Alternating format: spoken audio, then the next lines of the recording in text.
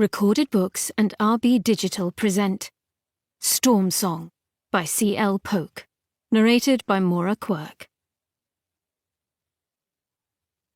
Chapter 1. To Fly a Kite. 14 days after Miles, Tristan and I broke the ether network, I dreamed the cauldron brewed a storm. I watched a vast, many-armed spiral of clouds from the highest reaches of the sky. Half awake, half dreaming, I opened my eyes, but all I saw was the vision.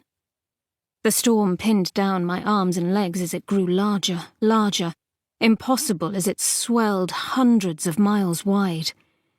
A weight pressed my chest, denying me breath. The storm forced me to watch as it moved east. It was coming, and I couldn't move, couldn't speak. A low, wavering wail sounded, me, mewling and weak. I forced a breath for another small, helpless whimper. Again. I sucked in a gulp of air and screamed. The sound set me free. The storm winked out. I could see my tent, smell the air drowsy with the last traces of dream resin. A full night's sleep tasted sour on my tongue. While I tried to convince myself it had been a nightmare, I opened a trunk, pawing through it for clothes. It was just a dream. Just a dream. But what if it wasn't? I dressed in splendid garments the Amaranthines had given me, rich with colour and proven against the cold. Outside, the sun rose on the white-shrouded world of a winter come too early, dazzling my eyes. The vision gnawed at my gut, driving me to ask the craftsman for the makings of a kite.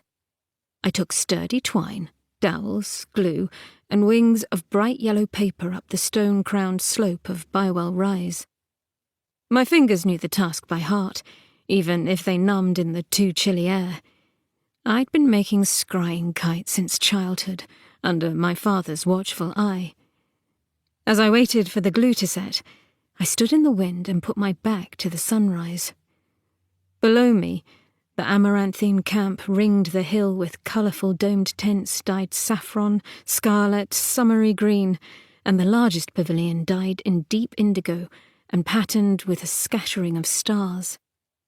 Ayland's final harvest lay under last week's snow, destroying what should have carried Ayland through winter in comfort and plenty.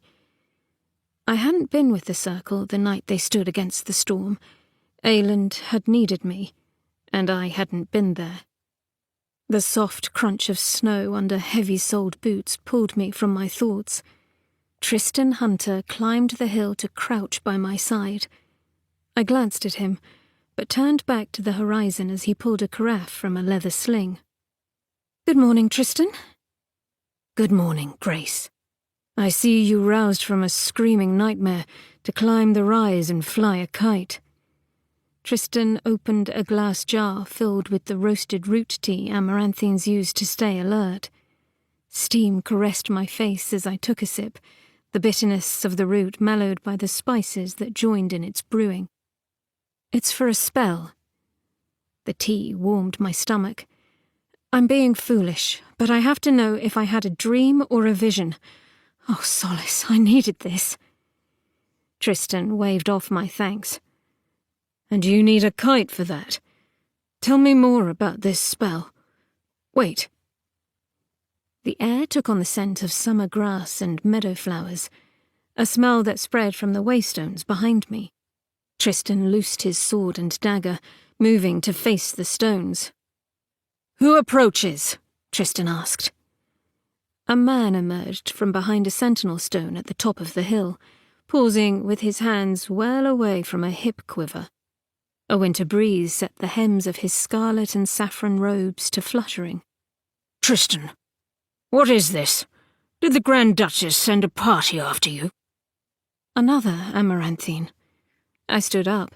To keep listening to this audiobook, I've left you a link in the description so you can do it, at no cost thanks to Audible's 30-day free trial.